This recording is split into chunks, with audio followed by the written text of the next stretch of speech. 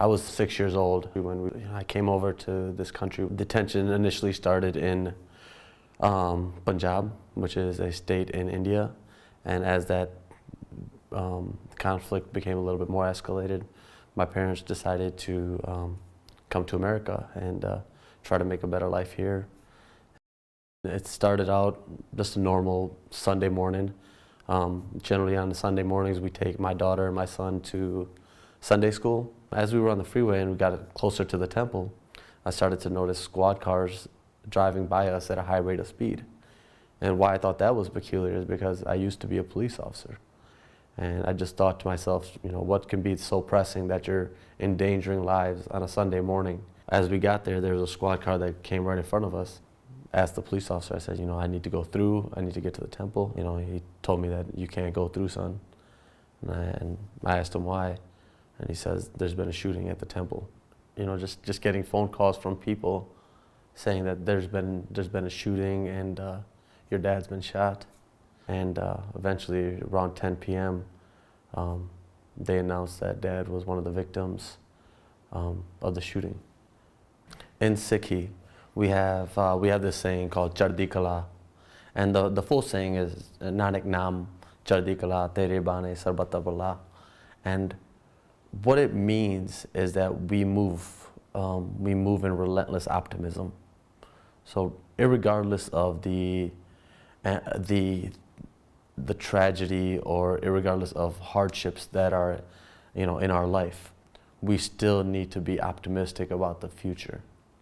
And when we think about the concept of Chardi Kala and compassion, these two go hand in hand.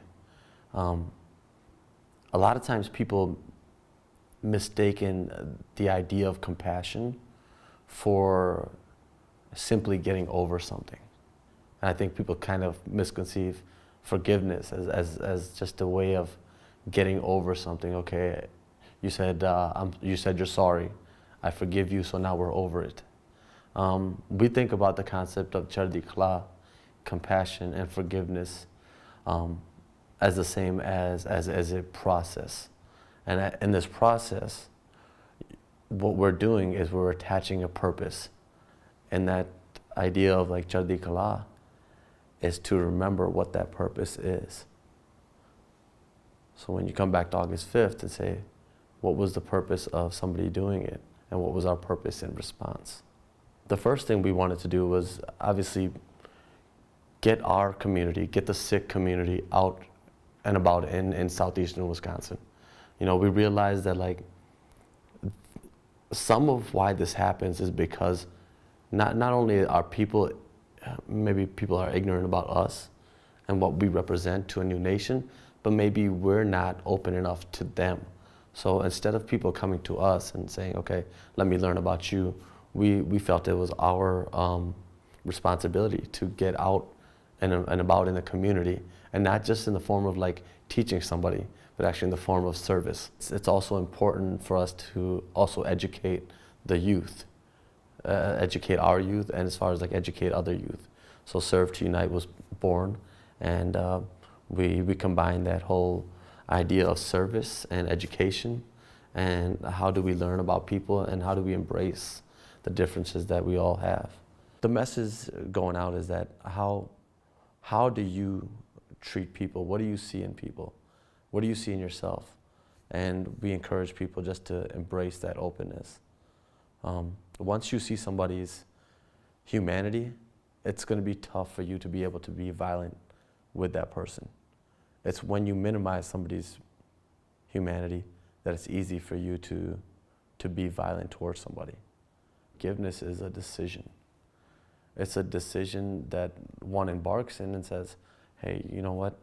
I'm going to make this situation better, right? And we think about all the people that try to make something better. When you think about forgiveness, you're making it better without you becoming bitter.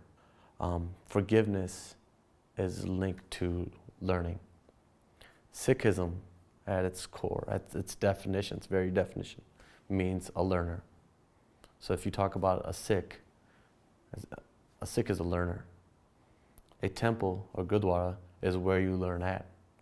So it is very ironic that this person, this white supremacist, came into the Sikh temple and shot 6 people. We as a culture need to respond to that. If we do not respond in a forgiving manner, then the loss of those 6 people is for nothing. And I think to not forgive is to not learn, is to forget.